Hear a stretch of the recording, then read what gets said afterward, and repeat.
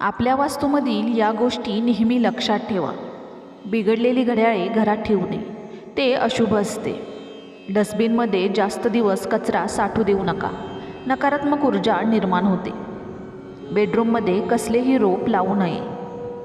टॉयलेटची भिंत व देवघराची भिंत एक नसावी. बेडरूममध्ये धार्मिक पूजेच्या वस्तू अथवा देव ठेवू नये. सुकलेली फुले कोणत्याच रूममध्ये ठेवू नये, ती त्वरित फेकून द्यावी किंवा विसर्जन करावे. घरातील झाडू कोणाला दिसणार नाही अशा स्थळी ठेवावा. घरात निवडुंग, बोनसाय केलेले वृक्ष ठेवू नये. निवडुंगामुळे प्रगतीमध्ये अडथळा येतो, तर बोनसायमुळे प्रगती थांबण्याचा धोका असतो.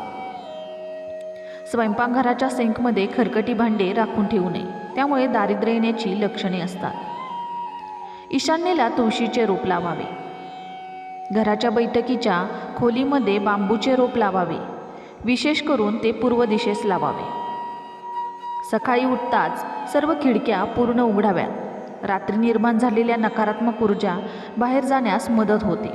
सूर्यकिरणे आत येतात व घरात सकारात्मक ऊर्जा खेळू लागते. घरामध्ये प्राण्यांच्या कातड्यांपासून निर्माण केलेल्या सजावटीच्या वस्तू वापरू नये, ही बाब अशुभ मानली जाते.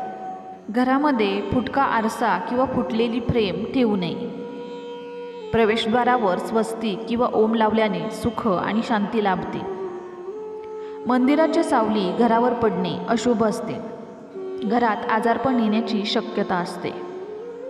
घराच्या दक्षिण भागात लाल रंगाचे पेंटिंग लावल्याने घरातील व्यक्तींचा आत्मविश्वास वाढतो.